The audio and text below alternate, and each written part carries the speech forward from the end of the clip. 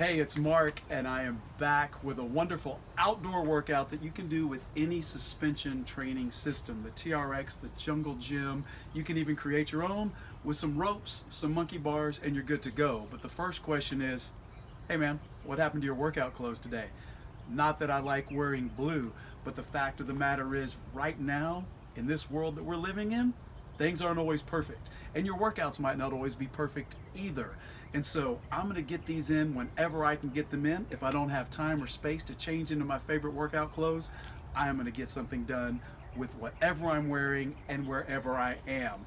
And so one of the obstacles we're having right now at home, those of you that are used to training in gyms, the concept of progressive overload or gradually adding weight or resistance is pretty easy.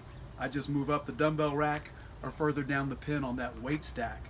But when we're at home with limited equipment, how we sequence exercises can make light weights or a suspension trainer or even bands completely effective and challenging. It's all about how you sequence the exercises. So I'm going to show you a quick drill and a quick way to organize a workout with one suspension trainer where you will feel it very quickly. We're just going to move from exercise to exercise with a similar body part so the fatigue accumulates. In the weight room, you might call it a superset or a giant set.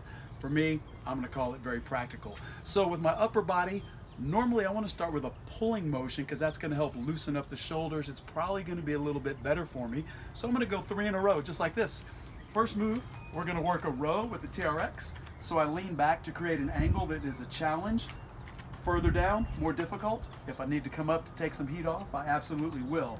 So keeping the elbows in, I would have you start here for 10 to 15 repetitions in a row, working through the upper back, and my biceps, my arms are already starting to feel a little fatigue and a little work as well.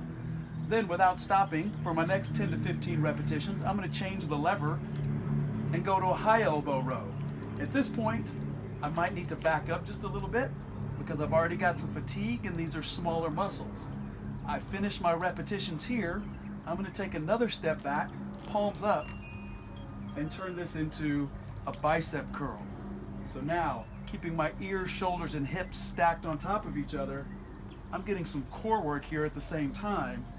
And my biceps, it's not going to take much to really wear these guys out because they've helped me every time I've pulled. And so now, I'm going to take it to the big muscles of the lower body.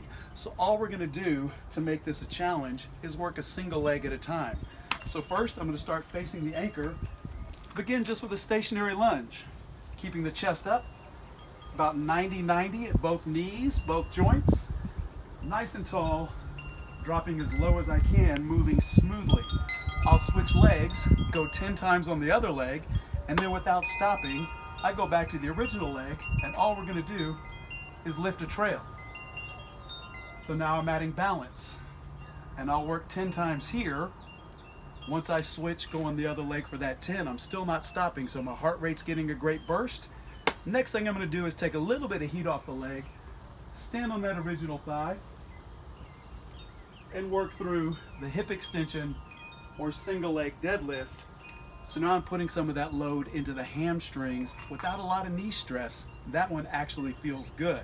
Now the last group of 3 that I'm going to build with, we'll start with the front of the upper body, chest, shoulders, and triceps with the chest press or push-up position. Arms go to about a 90-degree angle. Midsection stays tight, so I move smoothly.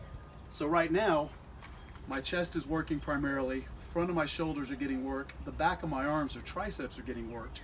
Once I finish 10 to 15 reps there, all I do, change the lever, turn this into a tricep extension, which if you've never done this move before, the back of your arm is going to talk to you the next day. So options I may use is to stagger my stance and take a little bit of weight off and a little bit of break from the core, but you're not done. Your third exercise in this sequence, now we keep the arms long, roll out, and all of a sudden my triceps, yes, they're still working, but my core is now actively involved. And believe it or not, it's been working throughout this entire program.